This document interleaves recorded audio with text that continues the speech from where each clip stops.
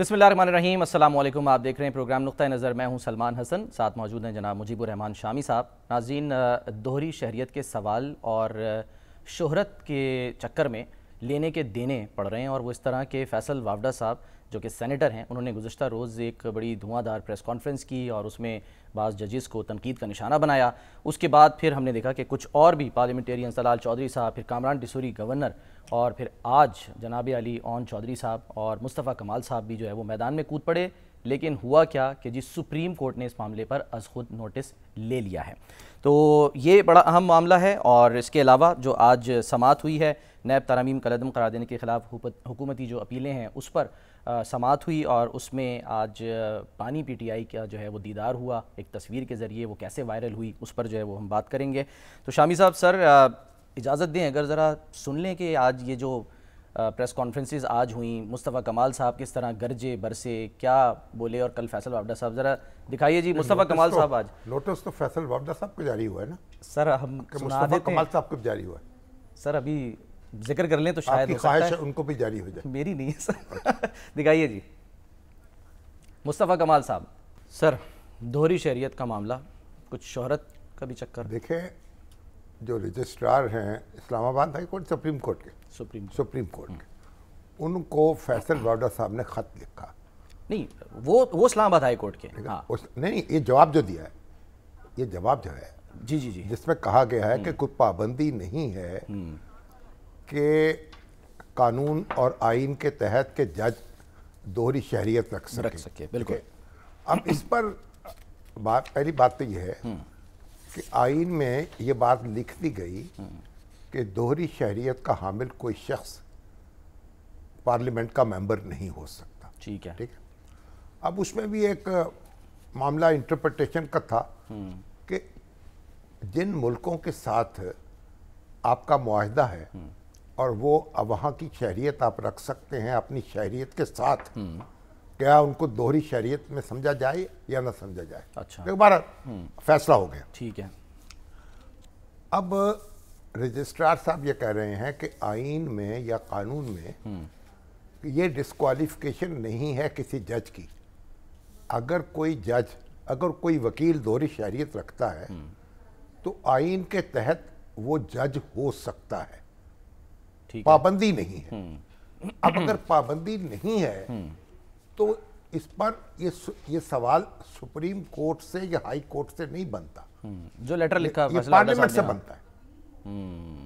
Parliament ने आइन parliament बनाती है, 63(1) कानून पार्लियामेंट बनाती है। आइन का आर्टिकल 63(1) पार्लियामेंट को चाहिए कि ऐसी कानून साजी करे और वे पाबंदी लगा दे कि कोई दोहरी शहरियत का हामिल शख्स जज नहीं बन सकता। एक बात ये तो है, एक नजरी बहस। जस्टिस बाबर सत्तार, जिनका मामला जेर बहस है और जिन पर यह इल्ज़ाम लगाया गया कि उनके पास दोहरी शहरियत है और सोशल मीडिया में एक प्रोपेगेंडा किया गया, एक मुहिम चलाई गई, उनके पास दोहरी शहरियत नहीं है, उनके पास ग्रीन कार्ड है। ग्रीन कार्ड अकामा है, जिस तरह यूएई में कामा होता है, वो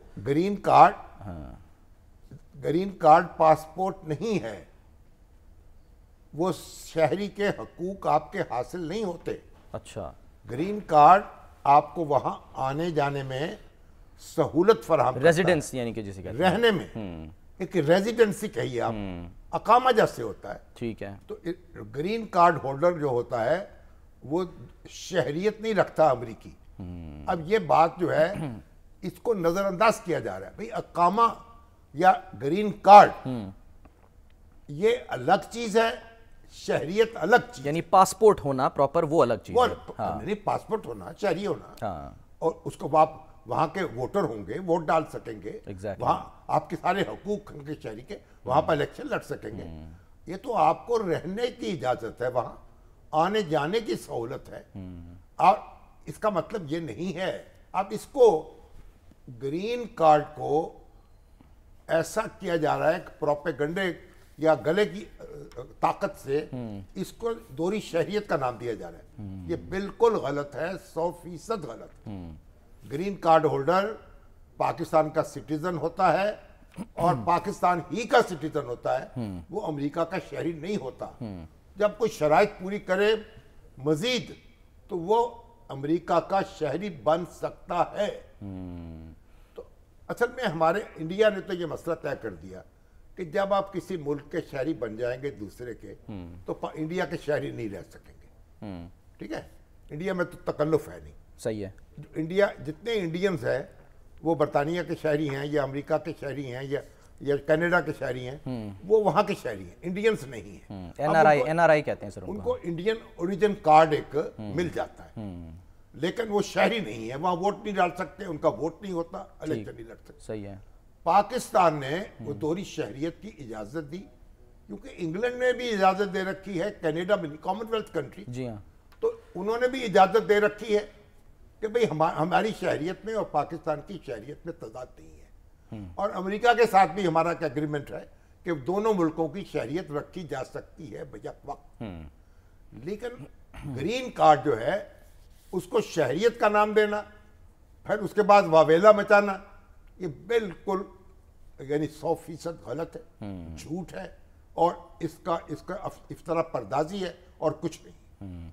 अब बात यह है कि वावडा साहब ने जो कुछ फरमाया, वो पगड़ियों को फुटबॉल बनाना, ये करना, वो करना, मैंने पहले भी अर्ज किया था कि अदालतों के जो जज होते हैं ना, वो प्रेस कॉन्फ्रेंस से नहीं कर सकते, वो बयानात जारी नहीं कर सकते। बिल्कुल। उनके लिए उनका इस तरह से इज़हार ख्याल करना और प्रेस कॉन्फ्रेंसों के जरिए उन्हें तनकीद का निशाना बनाना, ये कोई दस्तूरी और कानूनी अमल नहीं है। सही। उनके फैसलों पर आप इज़हार ख्याल कर सकते हैं, जजों की ज़ात को मौजूद बहस नहीं बना सकते। हाँ, अगर आपको शिकायत है तो दरख्वास्त दे दीजिए सुप्रीम जुडिशल काउंसिल।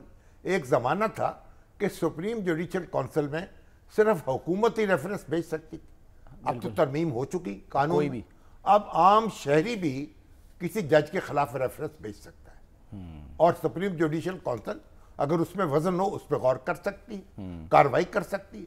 यही मुनासिब तरीका है, एक बात। और दूसरी बात आप देखिए, जो हमारी अदलिया है उसमें आपको यानी बड़ी एक ऐसी सहूलत फराम की गई है जो किसी दूसरे अदारे में नहीं है। वो क्या? मसलन एक पार्लियामेंट कानून बनाती है, तो पार्लियामेंट का कानून बन गया, आप पार्लियामेंट के पास दोबारा नहीं जा सकते आप कि इस कानून पर आप दोबारा गौर करें। ठीक है, ठीक है, मर्जी गौर कर ले, लेकिन हमारा इस्तेकाक नहीं है। अच्छा, अदालत में यह है, अगर आप ज़ेरी अदालत में है मुकदमा आपका सेशन कोर्ट में, तो आपको अपील का हक होता है हाई कोर्ट में। बिल्कुल। अगर आप हाई कोर्ट में मुकदमा है तो अपील का हक होता है सुप्रीम कोर्ट में। और अगर हाई कोर्ट के एक जज ने सुना है तो फिर आप वहां डिवीजन बेंच में अपील कर सकते। ठीक है। और अगर आपका हाई कोर्ट का फैसला आ गया आपके खिलाफ, आप सुप्रीम कोर्ट में अपील कर सकते हैं। और सुप्रीम कोर्ट ने अगर सुओमोटो नोटिस लिया है या 184(3) के तहत कार्रवाई की है जो इसमें हुआ है, तो फिर उसमें लार्जर बेंच जो है उसमें आप अपील कर सकते हैं। गोया किसी अदालत का फैसला जो है हतमी नहीं होता, उसका उस पर अपील का हक आपको हासिल होता है, गुंजाइश है। तो हाई कोर्ट के फैसले से इख्तलाफ है, सुप्रीम कोर्ट में चले जाइए। ठीक है। तो ये जो आपको सहूलत फराहम की गई है, इसका मतलब यह है कि अगर अदालती कार्रवाई में किसी जज से गलती हो जाए कानून की इंटरप्रिटेशन में, उसे दुरुस्त किया जा सके अपील की सतह।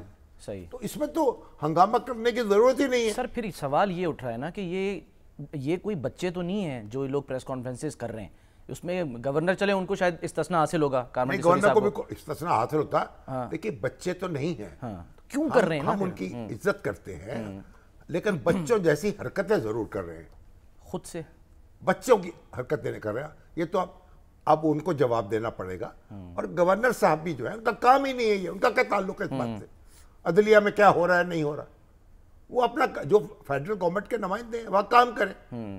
तो इसलिए जमहूरियत जो है वो अनारकी का नाम नहीं है, जो मुंह में जो कुछ आ जाए वो उगल देने का नाम नहीं है, ये एहतियात का, आदाब का नाम है। लेकिन हमारे सियासी लीडरों ने जो हंगामा उठा रखा है, जो मचा रखा है, उसके नतीजे में ये सारी एक हमने एक बदतमीजी जो है उसका एक सैलाब है जो उमड़ा चला रहा है। Exactly. सर, अब लेकिन उससे पहले आप देख लें कि तौहीन अदालत के नतीजे में क्या कुछ हो चुका है। हाँ, माजी में, रिसेंट माजी में भी, और नवाज शरीफ साहब को नोटिस जारी हुआ तौहीन अदालत का। हालांकि चीफ अदालत बुला नहीं सकती वजीर आजम को, प्रोटेक्शन हासिल है उसे, बताया आपने, नोटिस दे दिया।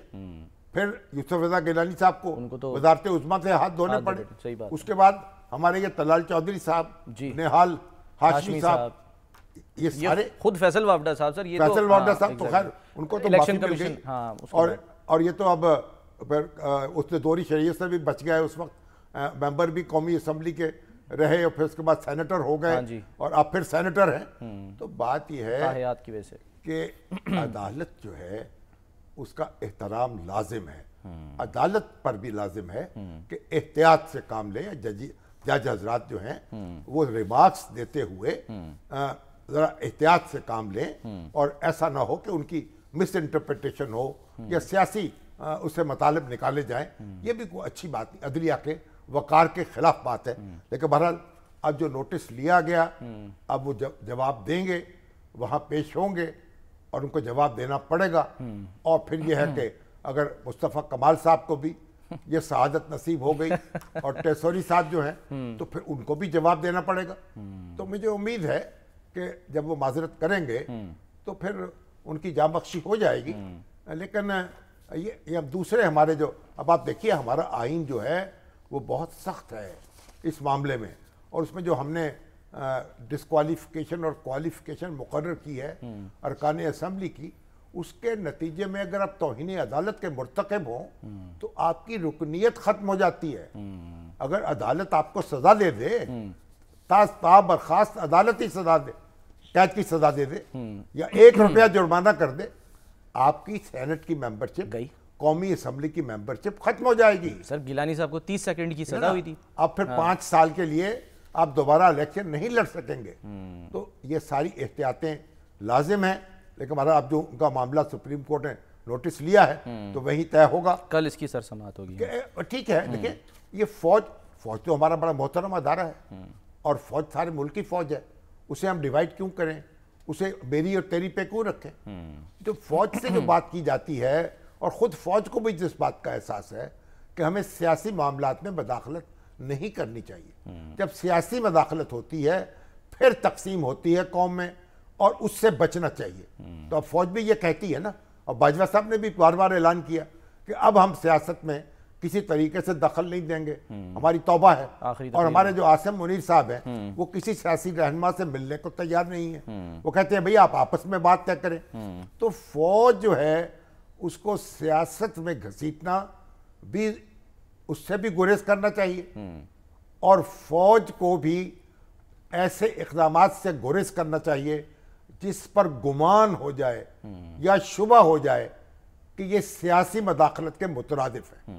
हम अपनी मुमलकत का नज़्म इसी तरीके से कायम रख सकेंगे ना।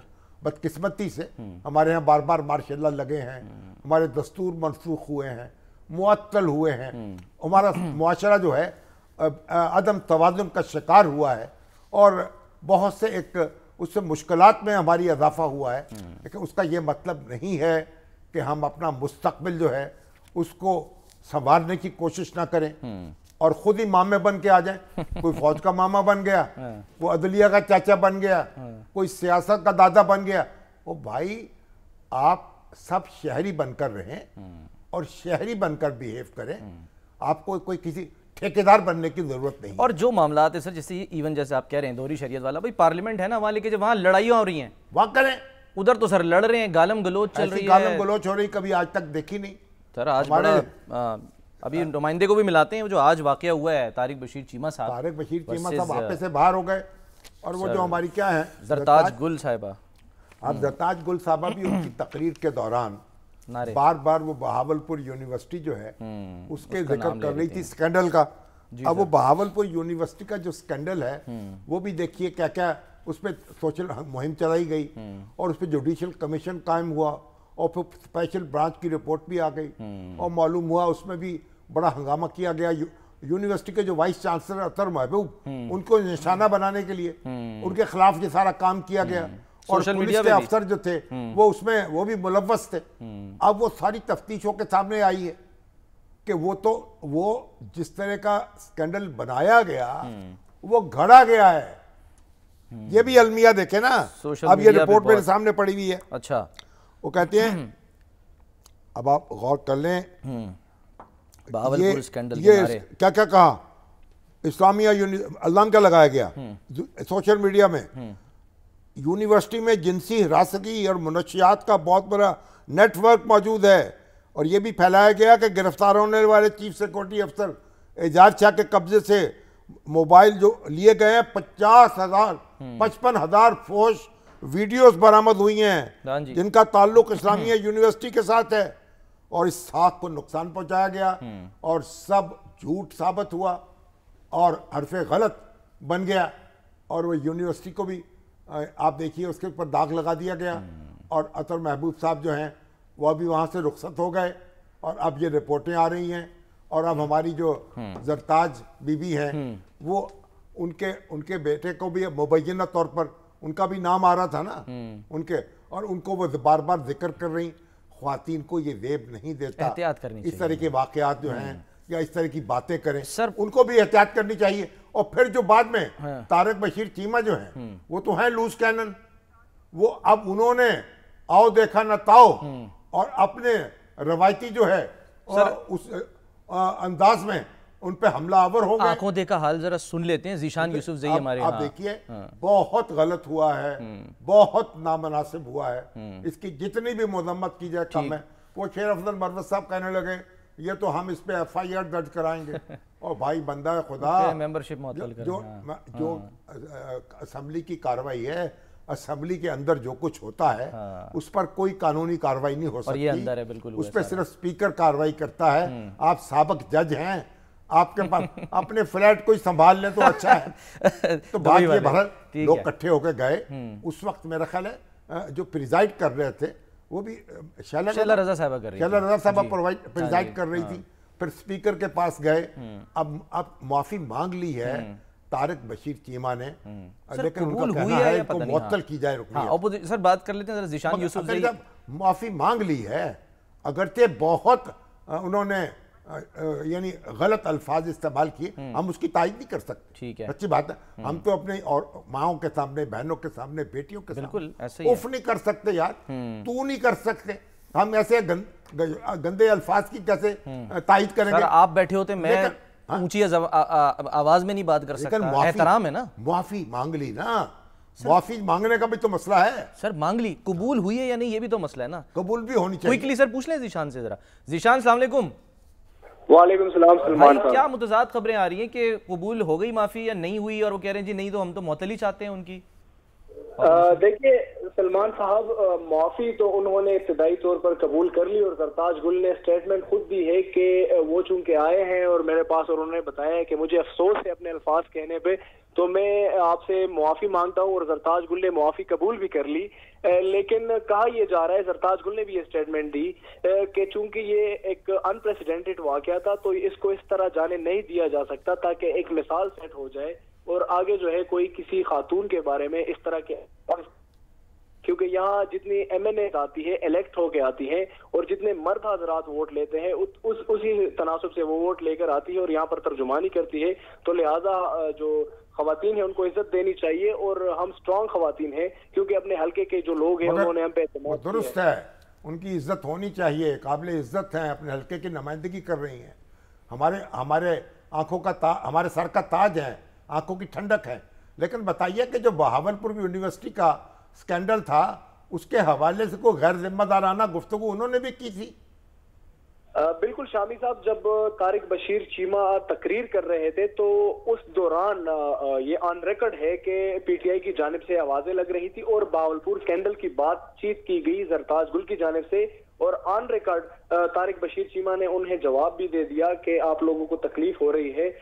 उसके बाद ये मामला तो सेटल हो गया। तारिक बशीर चीमा ने जब तकरीर खत्म की तो अली मोहम्मद खान को फ्लोर मिला, 2 मिनट 3 मिनट के लिए वो बोला। उसके बाद दोबारा से तारिक बशीर चीमा 1-2 मिनट के लिए बोल पड़े।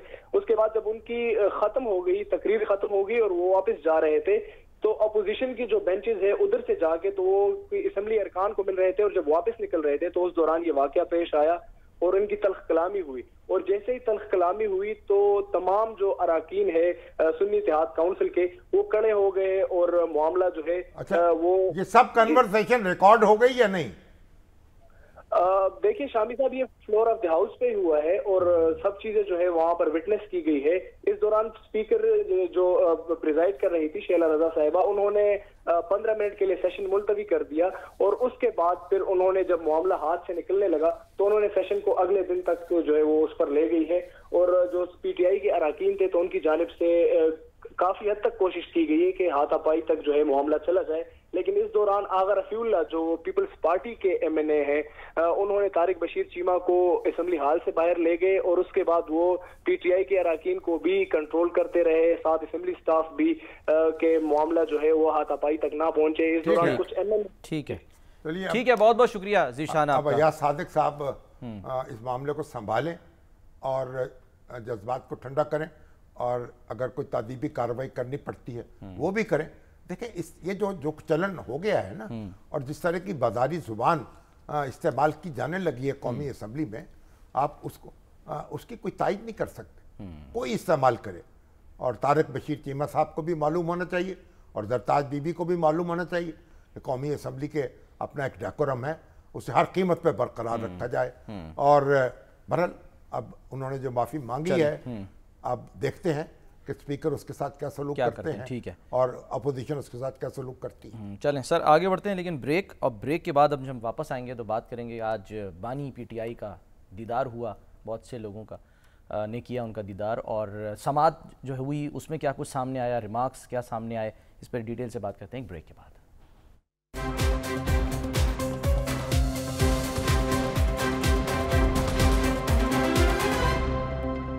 वेलकम बैक जी। नैब तरामीम कलदम करार देने के ख़िलाफ़ हुकूमती अपीलों पर आज जो है वो समाअत हुई और उसके बाद फिर इस मामले को गैर मुअय्यना मुद्दत तक के लिए मुलतवी कर दिया गया।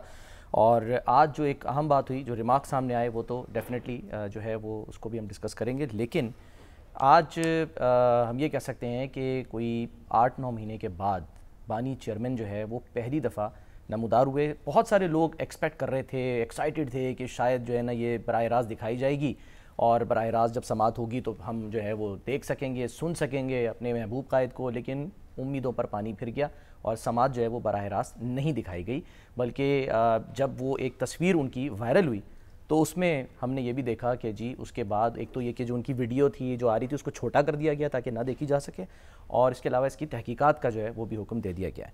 तो शामी साहब, आज जो कमरा अदालत था एक तो खचाखच भरा हुआ था, हमने कुछ मालूमात भी हासिल की, सहाफ़ी जो हैं वो ज़मीन पर बैठे हुए थे, और जैसे मैंने कहा कि सुबह से ही बहुत से लोग जो थे वो इस चक्कर में थे कि जी आज हम बराह रास्त दिखाएंगे, यूट्यूब पे व्यूज़ हासिल करेंगे, ये वो सर। लेकिन हाँ नहीं, मैं तो खुद हसीब मलिक भी हमारे साथ आ गए आज अपना काम छोड़ छाड़ के अच्छा तो टीवी मैंने ऑन कर लिया और कहा कि देखिए अभी खान साहब की गुफ्तगू सुनते हैं या उनकी देखते हैं कैसी उनकी इस वक्त सूरत है। तो मगर वो मालूम हुआ कि वो लाइव नशर नहीं की जाएगी कार्रवाई। तो अब उसके बाद फिर उनकी एक तस्वीर जो है वही सोशल मीडिया पे वायरल हुई जी, नीली कमीज पहनी हुई थी उन्होंने। तो उस पर को हमारे तबसरे शुरू हो गए, कहा कैसे आ गई, कैसे लीक हो गई, कैमरे तो रखवा लिए गए थे पहले। भाई क्या हुआ, मोबाइल फोन्स वगैरह रखवा लिए, तस्वीर लीक हो गई, क्या हुआ, लोगों ने तस्वीर देख ली, कुछ ने बलाएं ले ली, कुछ ने उन पर फूल नछावर कर दिए, कुछ ने गुस्सा उतार दिया। तो इसमें क्या है भला। आज बहरहाल वो कार्रवाई में शरीक तो रहे, देखिए क्योंकि वो दरख्वास्त गुजार है ना, तो उन्होंने कहा मैं शरीक अपनी कार्रवाई मैं खुद हिस्सा लेना चाहता हूँ वकील की बजाय। तो उनको मौका दे दिया गया, उन्होंने कार्रवाई सुनी। अब उसमें जब इजहार ख्याल का मौका आएगा तो वो भी कर गुजरेंगे। तो आप देखते हैं क्यों हसीब साहब क्या हुआ आज वहाँ समात साहब, आपने सही कहा कि आज जब बानी पीटीआई को वीडियो लिंक के जरिए पेश किया गया तो एक तो ये कि लाइव नशरियात नहीं हुई, जैसा कि आपने आपको कहा। भी मैं सुन रहा था, आपको भी काफी अफसोस हुआ, आप भी समझ रहे थे कि लाइव नशरियात होंगी, को बातचीत का मौका भी मिल जाए शायद आपको। सर बिल्कुल, ओवरऑल तो एक ये जो है ना माइंड बना हुआ था, क्योंकि चीफ जस्टिस की तरफ से ये ऑर्डर था कि जो है ना वीडियो लिंक के जरिए भी हो, और गुज़िश्ता समात को अगर हम देखें तो वो भी लाइव नशर की गई थी, लेकिन आज की जो समात थी उसे लाइव नशर नहीं किया गया। लेकिन ओवरऑल पूरी समात के अंदर जो बानी पीटीआई थे वो बिल्कुल खामोश रहे, और बल्कि अदालत की तरफ से कितनी देर बैठे रहे अंदाजा खामोश? तकरीबन ये 11:40 पर समात का आगाज हुआ था और तकरीबन 2:15 बजे के करीब ये समात का इख्तिताम हुआ था। तकरीबन 2.5 घंटे के करीब ये समात जो है वो चली थी, और 2.5 घंटे बानी पीटीआई वीडियो लिंक के जरिए समात का हिस्सा रहे। लेकिन chief justice of Pakistan justice Qazi Faez Isa की तरफ से ये समात के दौरान रिमार्क्स दिए गए कि जो केसेस का हवाला दिया जा रहा है तो इनको आप नोट कर लें कि जब आपको मौका दिया जाएगा तो इसके ऊपर ये है कि आप जो कुछ कहना चाहें तो आप कह सकेंगे। जिसके ऊपर उनकी तरफ से मुस्कुरा के जो है वो जवाब भी दिया गया। देखें, नहीं ताबे शुनीदन मन्नत कशे, क्या नहीं मन्नत कशे ताबे शुनीदन दास्तां मेरी, खामोशी गुफ्तगू है, बेजुबानी है जुबान मेरी। उनको बोलने की जरूरत ही नहीं है। अब अच्छा, हाँ जी, अच्छा आप ये बताएं कि ये जब ये यानी कि खामोश बैठे रहे और ये सारा सब कुछ हुआ, तो जो वहाँ पर वीडियो लिंक था वो 2 वे था, यानी कि खान साहब भी क्या अदालती कार्रवाई देख रहे थे? सर नहीं, ये रिपोर्ट ये हुआ है कि शायद वो नहीं देख रहे थे, यानी वहाँ नहीं कैसे हो सकता है? 2 वे ही था, 2 वे ही था। अच्छा, कोर्ट रूम के अंदर भी कैमरे लगे होते हैं, जो कि एक कैमरा जजेस वाली साइड पे होता है, जबकि दूसरा जो कैमरा है वो रोस्ट्रम वाली साइड पे होता है। तो इधर से दोनों जो तस्वीर हैं, जो दोनों कैमरे हैं वो भी ओपन थे, जो कि उन्हें नजर आ रहे थे, और बानी पीटीआई को जो है तो देख रहे। उसके बगैर पार्टिसिपेशन कैसे हो सकती थी? तो बहरहाल बिल्कुल आज अब ये कार्रवाई जो है मुलतवी हो गई। जी शामी साहब, कार्रवाई गैर मुअय्यना मुद्दत तक मुलतवी हुई है, क्योंकि बेसिकली जो चीफ जस्टिस हैं वो अगले हफ्ते जो है वो मुल्क में नहीं होंगे, और उन्होंने समाअत के अख्तिताम पर भी यही रिमार्क्स दिए कि आइंदा हफ्ते बेंच अवेलेबल नहीं होगा।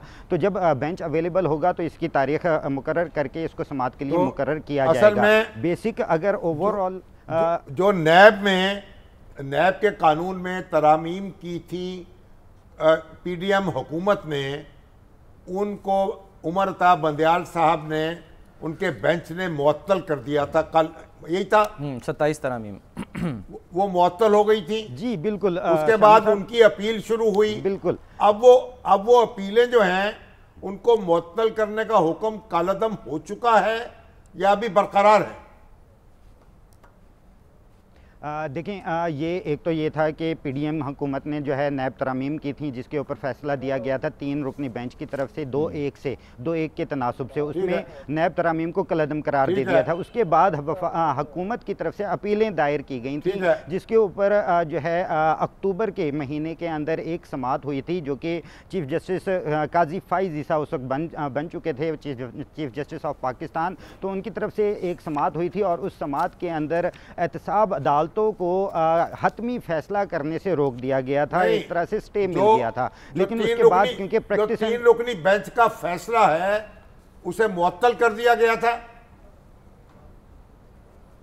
जी, उसके ऊपर एक हद तक जो है उसको मुअत्तल कर दिया गया था, क्योंकि उसके अंदर ये था कि कोई भी ऑर्डर जो है वो जारी नहीं कर सकेंगी एहतसाब अदालतें, क्योंकि जो नैब के जितने भी केसेस थे एहतसाब अदालत में चल रहे थे, उसके अंदर जो तरामीम हुई थी उसमें मिसाल के तौर पे वो 10 करोड़ से उसकी लिमिट को बढ़ा के 50 करोड़ कर दिया गया था। तो उसके अंदर बहुत सारे ऐसे केसेस।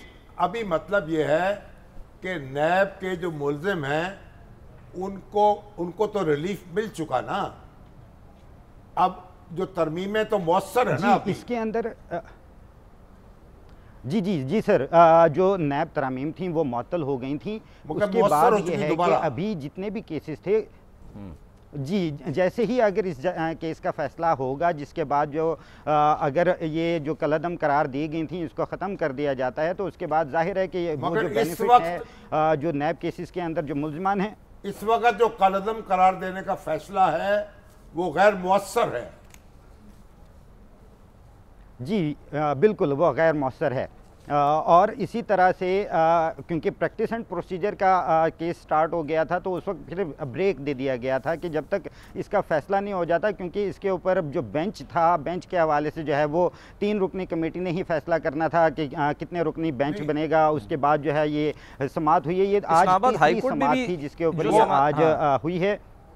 इस्लामाबाद हाई कोर्ट में आज इस्लामाबाद हाई कोर्ट के अंदर भी ये आज समाअत के दौरान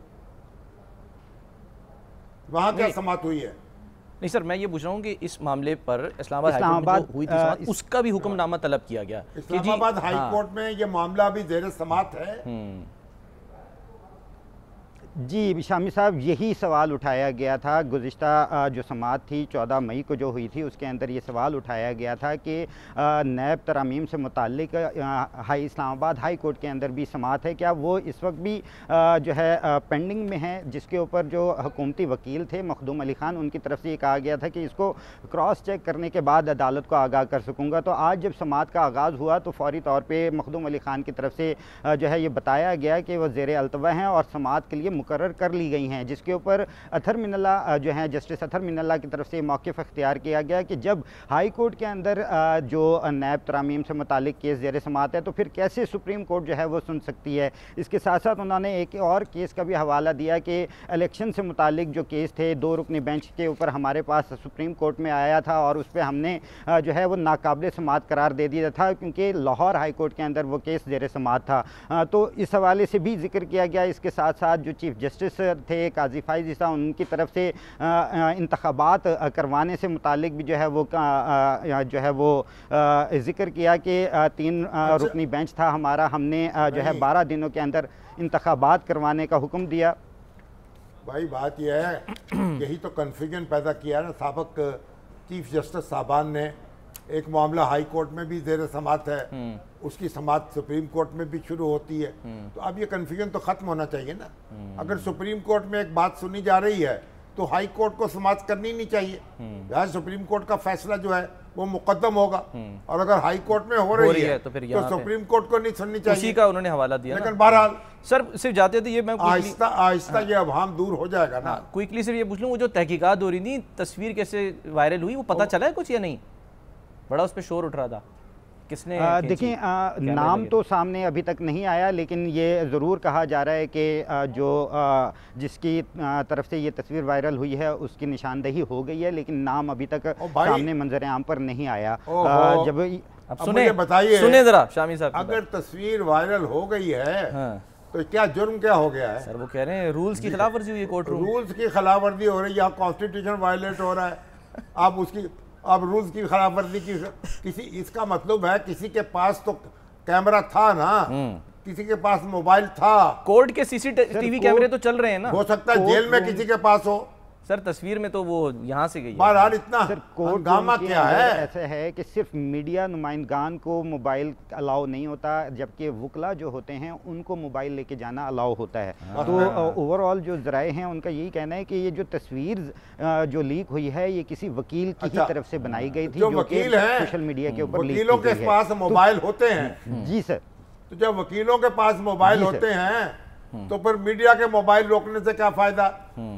भाई आप देखें, वकील तो माशाल्लाह एक से एक बढ़कर हैं, किसी ने तस्वीर बना ली होगी, इसमें बुरा क्या है यार? वो अच्छी बात है, उनकी तस्वीर देख ली, चले उसको तो दाद देनी चाहिए। हसीब तुम्हारे देखें ना, अगर कोई अखबार नवीस ने ये हरकत की हो तो उसको प्राइज मिलना चाहिए कि तस्वीर आई कि उसने काम दिखा दिया। अदालत उसके खिलाफ जो कार्रवाई कर ले तो कर ले, अलग बात है। हमारा जो अपना हमारा एग्जैक्टली उस पेशे में तो वो तो तकादा करेगा और मिला है सर, उसको इनाम दिया जाए। बिल्कुल, बहुत सारे रिपोर्टर्स को मिला है। अच्छी तस्वीर आई है, नीली कमीज पहनी सर, लेकिन बेजार से थोड़े लग रहे हैं। बेजार तो आपको नजर आ रहे होंगे, मुझे तो खामोश नजर आ रहे थे। अच्छा, ये तो असल में ये भी तो होता है ना वो अंग्रेजी का मुहावरा है ना कि खूबसूरती जो है तो देखने वाले की आंख में होती है। एग्जैक्टली। हाँ, तो मुझे आपकी आंख में, चले मैं गलत हो सकता हूँ, हसीब से सर जाते जाते पूछ लें। हसीब साहब, आपको क्या लग रहा था जो तस्वीर आपने भी करीब से देखी? परेशान, बेजार या एक्साइटेड? तुमको देखा? हाँ, लाइव मतलब लाइव देखा वीडियो, उनको? हाँ, एनिमेटेड देखा सर। हमने तो लाइव देखा हकीकतन, और हकीकतन देखा जाए तो बड़े रिलैक्स अंदाज में थे, क्योंकि जिस तरीके से वो बैठे हुए थे और उनका एक मखसूस एक अंदाज है, माथे पे हाथ रख, मुतमईन दिखाई दिए, कोई फ्रस्ट्रेशन, कोई परेशानी, कोई टेंशन वाला कोई ऐसा जो है ना वो नजर नहीं आ रहा था। हसीब साहब, क्या इश्क ने समझा है, क्या हुस्न ने जाना है, हम खाक नशीनों की ठोकर में जमाना। बिल्कुल, क्या बात है। मैं तो सर वैसे मैं जो इसको वो कर रहा था इंटरप्रेट, वो शेर ये था कि लगता है कई रातों का जागा था मुसव्विर, तस्वीर की आंखों से थकन झांक रही है। अच्छा, अब अगर थकन तो थी नहीं वहाँ, वो तो हशाश पशाश थे ऐसे जब वो बैठे। आपका शेर तो ज़ाया हो गया। मैंने अपने हिसाब से सर। चलिए, अच्छा सर, एक नुक्ता जाते जाते 3 मिनट रह गए ब्रेक में, कि आज एक मौका आया था सर, सुप्रीम, आपने कहा ना बैठे थे सुप्रीम कोर्ट की वेबसाइट पे, आज जो है वो एकदम 30,000 40,000 सब्सक्राइबर्स भी आ गए। बड़ी अच्छी बात। और सिल्वर बटन बस आते आते रह गया। अच्छी बात है यार, अगर दिखा भी देते हो तो क्या बुरा तो आ जाता होता ना सिल्वर बटन। अब ये शहदाद भट्टी साहब हैं बहावल नगर से, इन्होंने ये बेचारे मैसेज पे मैसेज कर रहे हैं मुझे। हसीब, आपका बहुत शुक्रिया। जलई नायब सदर हैं सोशल मीडिया टीम PMLN की, कहते हैं हमारे मोहम्मद रमजान जानी एक बड़े पुराने कारकुन हैं, नारा लगाने वाले, जाने और मुशक्कतें उठाने वाले, कायदे भुगत, ये पुराने कारकुन होते थे ना सियासी, बस मजरूब वो उस बेचारा जो है उसको, उसके डायलिसिस हो रहा है, गुर्दे फेल हो चुके हैं, कोई पुरसाने हाल नहीं है, दुहाई दे दे के थक गए, वजीर आला का दस्तक दी, फिर डिप्टी कमिश्नर साहब तक बात पहुंची, उन्होंने कोई रिपोर्ट की, रिपोर्ट भी हो गई, पटवारी साहब ने कवायद भी उनके तस्दीक कर दिए, उसके बावजूद हुकूमत अभी तक टस से मस नहीं हुई। अच्छा। बीबी साहबा, आप अपने कारकुनों पर भी नजर करें। और तो मुझे वो हमारे एक दोस्त हैं वहां से, वो कह रहे हैं जो पेफ है, पंजाब एजुकेशन फाउंडेशन, ये स्कूलों के पैसे, जो स्कूलों की फीसें अदा नहीं कर रही, जो उसके तहत रजिस्टर्ड स्कूल हैं, 3-3 महीने हो गए हैं, चीख रहे हैं बच्चे, उनकी फीसें भी अदा करवा दें पंजाब एजुकेशन फाउंडेशन से। सर, मरीम नवाज साहिबा तो आज फूल नगर में थी, वो कह रही हैं हुकूमत मुद्दत पूरी कर गई तो पाकिस्तान में तब्दीली नजर आएगी। अब ऐसा लग रहा है कि टाइम है हमारे पास, हम सुना सकते हैं। उन्होंने ये कहा है, नहीं आप उनको, उन्होंने ये भी कहा है कि भाई ये पुलिस वालों के वो मैं नहीं करने वाली तब्दील, ये भी तो कहा है ना। वो कह रही हैं कि जब भी नवाज शरीफ की हुकूमत आती है, ट्रांसफर पोस्टिंग MNA MPA लगे हुए हैं, सियासी पोस्टिंग ट्रांसफर नहीं करूंगी पुलिस में, तो पुलिस को ऑटोनॉमी दे दें, IG साहब पर मामला छोड़ें, सियासी मदाखलत खत्म कर दें, हम खुश, हमारा खुदा खुश। और सिविल ब्यूरोक्रेसी है और पुलिस है, उन पे मदाखलत ख़त्म हो जाए, उनको ऑटोनॉमी मिल जाए, मौका मिले काम करने का, टेन्योर पोस्टिंग हो, उसके बाद जवाब भी ले।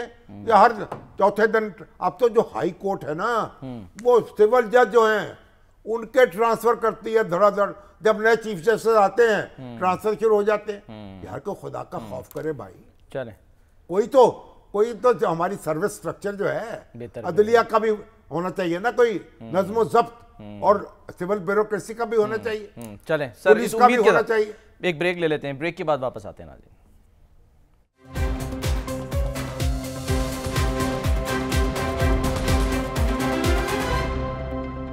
प्रोग्राम का वक्त खत्म होता है नाज़रीन, अपना ख्याल रखिए, अल्लाह हाफ़िज़।